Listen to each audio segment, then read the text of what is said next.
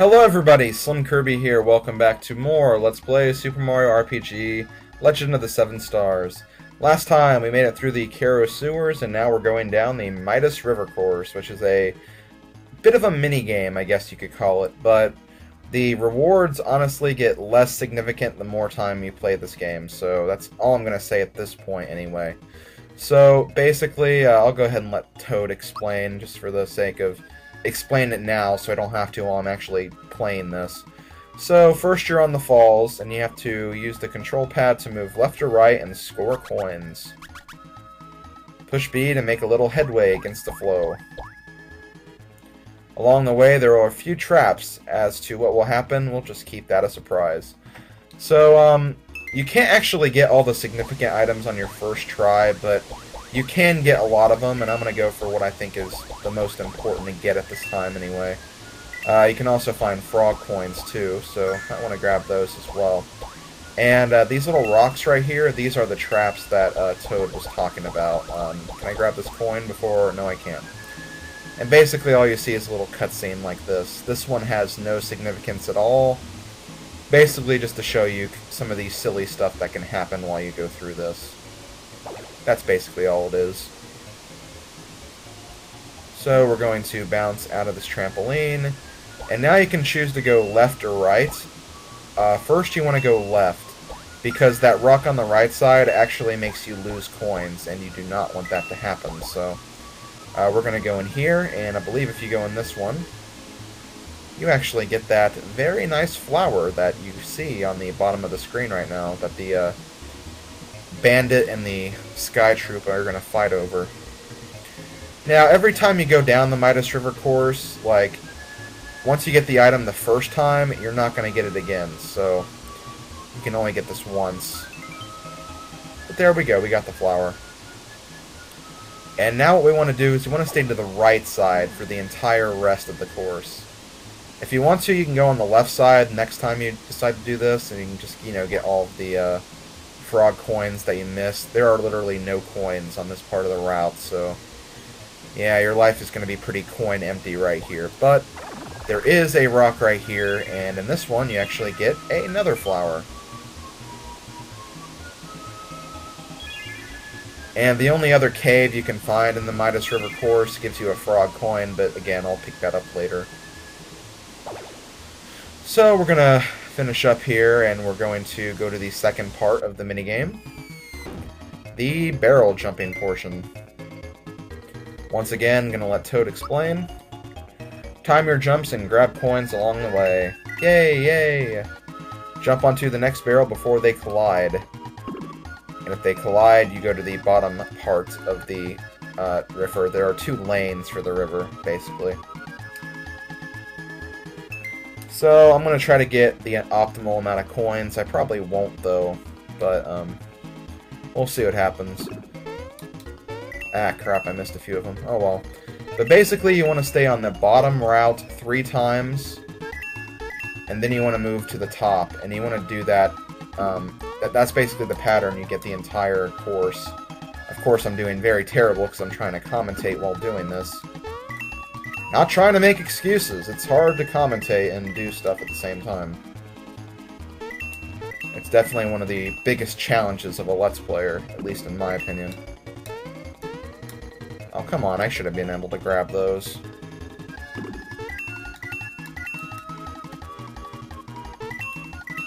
And sometimes you'll miss a few of them and you'll be like, wait, how did I miss that? I know, it's kind of annoying, but... Oh crap, I forgot to switch. Oh well. I got a decent amount of coins, though. Oh, dang it, I meant to... Urgh. And of course, if you hit the fish, you're going to lose coins as well, so just be careful. That should have been obvious, but... Oh, whatever. Okay, there we go. Midas River course complete, and at the bottom, this guy will actually, keep track of the coins you got during the course. And the first time you do the course, he'll give you a frog coin every time, or when you get 60 coins. But every time after that, it'll be 80 coins. And I believe he keeps those coins for the next time you come down. So if we get like 20 coins next time, he'll trade all of those coins for a frog coin. So you can just keep doing this over and over again to get frog coins if you want. And you also get a Knock Knock shell for doing this the first time. And the Knock Knock shell is actually, it's not a Knock Knock joke or anything like that. It is a weapon for Mario, a much more powerful weapon for Mario. It's 10 attack power stronger, so yeah, we're going to want to equip that. Which, as you see, it raised his attack power to 54 after being a normal 34. Yeah, he's like so much more powerful than Mallow is, and Mallow doesn't even have his like first weapon yet, so we'll be getting that soon though. So now we can leave, and we can now make it to the home of Mallow's grandfather, Tadpole Pond. It's a nice little quiet place at first. Not much really going on, as you can see. But once we step on this button,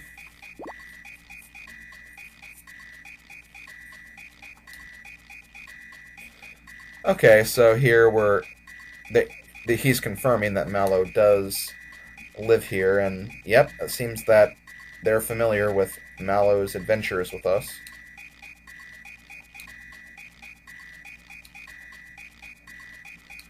And that is why Mallow's grandfather knows everything, because it seems like all the information kind of flows through all of the waterways and kind of gets to him. No, he's not a psychic or anything. That's just a very convoluted way of saying that he knows everything.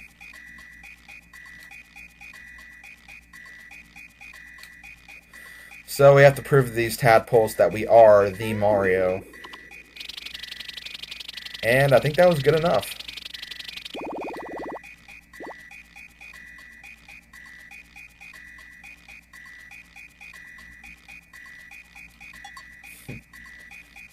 Ouch. Oh, for a minute I thought they were trying to burn Mallow right there, but that's actually something else.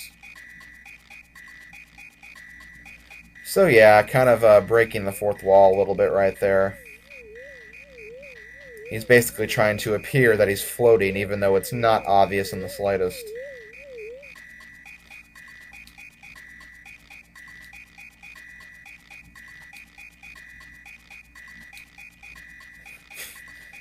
Yeah, and he's just going to drop him into the water.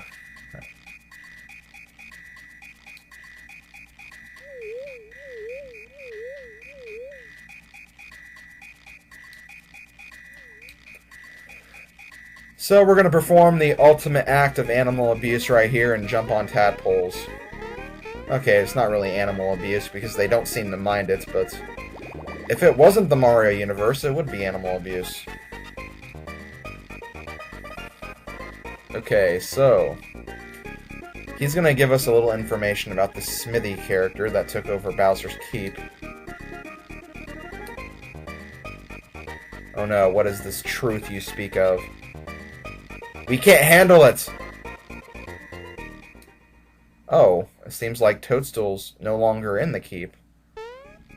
Although I guess that makes sense. I mean, if we were launched out of the castle, I'm sure she was too.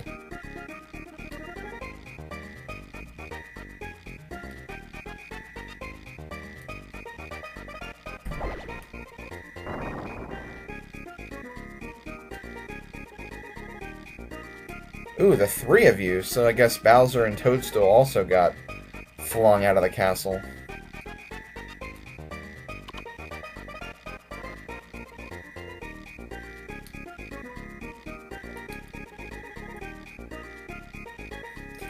Okay, so there's going to be more monsters like Mac who will try to disrupt the balance of this world.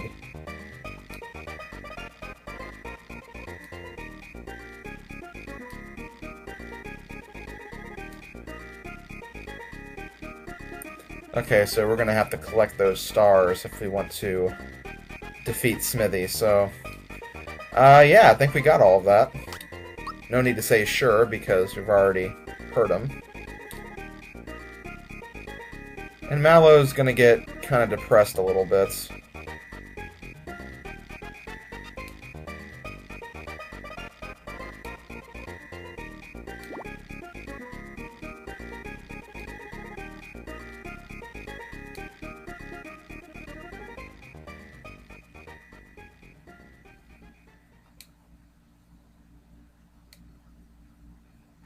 No! I had no freaking idea.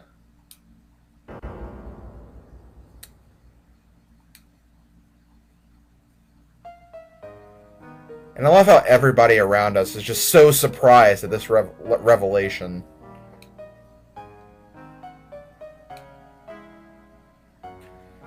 So yeah, he's kind of giving Mallow a little story about how he actually ended up here at Tadpole Pond.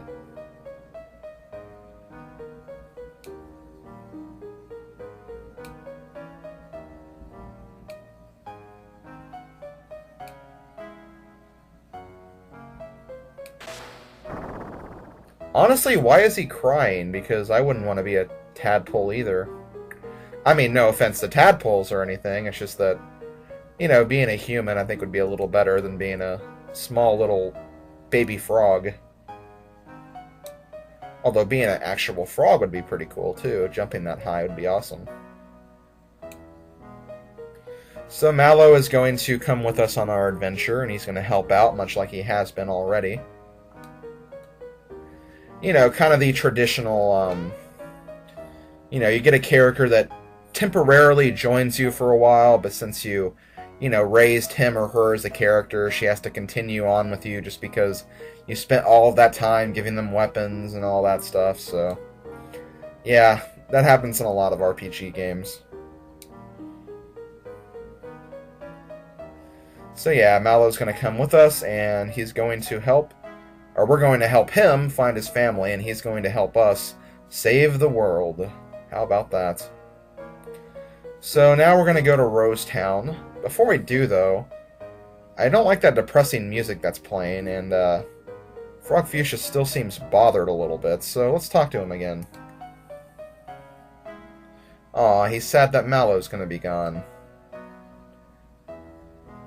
A snack? Well, now that you mention it... hooray! We're gonna give him the cricket pie that we had.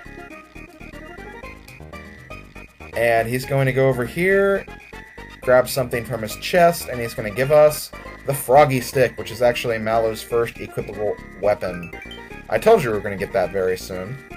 And keep in mind, like I said earlier, you have to do this in order to progress through the game. You can progress now, but later on you'd have to come back, because otherwise Frogfucius would still be depressed over here, so yeah, you do have to do that, so make sure you do. And what do we have over here? We have a little chart right here. So, la, mi, re, do, re. Okay. I guess we'll try to memorize that. But we're going to do a little exploring across Tadpole Pond. There are some shops over here, but we're going to come back to them a little later. Over here we have a secret area. Not really a secret area, but another part of Tadpole Pond. Tadpole Pond, not Bond. And this is Melody Bay. This is another little mini-game you can play. And you have to play this 3 times throughout the game. You don't have to, but you know, you can get some items if you do, so we're going to go ahead and do this. This is the composer. I like to call him Todovsky, but you know, I think it's supposed to be Toad of Sky. It's all one word, though. That's why I try to say it, like, you know, as one word. So yeah, this is the composer of Tadpole Pond. He's trying to create his next masterpiece, but he's got a bit of a composer's block. And first, I guess we'll find out how exactly we're supposed to do this game. And you have to read the notes on the 5 lines. Between the second and third lines is the note Do. And then you keep going up, and the notes are Do, Re, Mi. And then you go down, and you get Do, Ti, La, So, Fa. And we're on our way to composing. Now, if we actually go back here, and you don't have to go all the way back to Frogfucius' island, but if you talk to this guy, or this tadpole, he will actually repeat the musical chorus, so you can always use this as a refresher. So we need So La Mi, Re Do, Re Do, Re. So now we have to actually replicate that using the musical lesson that Todovsky gave us earlier. So let me just look at it one more time. So La Mi. Okay. I can probably remember that. And I can remember the rest of it as well. And I need to... I meant to write this down while he was giving the lesson, but I forgot. So very quickly, let's go back here and look at the lesson again, or the... write down the tutorial, so... Okay, so we have Mi, Re, Do, Ti, La, So, Fa. There we go. So now we can actually make the musical piece that Todovsky can't remember, so... I know I've probably called him like 5 different names now. I apologize for that. You know, it's really hard to say the correct name when, after you've played this game, throughout basically your entire life, you've kind of grown and given the characters different names and all of that. It's kind of annoying, but whatever. Okay, so the first note we need to find is So, which I believe is this one. Then I believe we need La, which is right here. Finally, we need Mi, which is that note right there. And now we just need to do Re, Do, Re, Do, Re.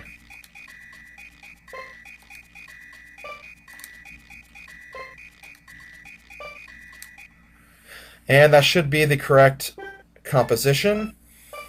If you're wrong, the tadpoles will disappear. And there we go, we successfully did it. And for helping us, he's going to give us a alto card. So now we're going to take that alto card and give it some good use. Because if we go back to the main part of Tadpole Pond and go to the left side, like I mentioned earlier, we can find 2 shops. The first shop is the Frog Coin Emporium. And he's going to briefly tell us about frog coins. And you can actually buy items with the frog coins if you have them. But obviously, we don't have very many frog coins, and we're not going to be able to buy very much of this stuff. We can buy a Sleepy Bomb, though, which can put all enemies to sleep unless they're immune to it. You can also buy a Bracer, which raises an ally's defense, an Energizer, which raises an ally's battle power, Crystalline, which raises party's defense in battle, and a Power Blast, which raises attack power of all allies. So, they're very useful items, but you have to get a lot of frog coins if you want to actually stock up on them. Plus, it also wouldn't help to learn the freebie trick that I discussed in one of the earlier episodes. And the other shop we have is the Juice Bar. And what you do with those cards that we got from Todovsky, we can actually use them, and the more we get, the more items we can get. You can always get a Froggy Drink, regardless of what card you have, and it's an item that restores 30 HP. And if you get the Alto card, you can afford to get an Elixir, which will recover 80 HP. So they're also really, really good items. So, you know, try to get those cards because you can actually get a lot of awesome items this way. But yeah, that's basically all we can do in Tadpole Pond for right now. Before I leave, I'll go ahead and equip my party members a little bit. Gonna give Mallow the Froggy Stick, of course. And I'm trying to think if there are any enemies immune to jump in this next area. I don't think so, I think I'm actually going to give Mario the Antidote Pen, because I think there are a few enemies that can deal out poison damage, so yeah, I'm going to go ahead and do that, and I think we're actually ready, so going to go ahead and end the video here. This has been SlimKirby. I'll see you guys next time for more Let's Play Super Mario RPG when we go to Roseway. Later, folks.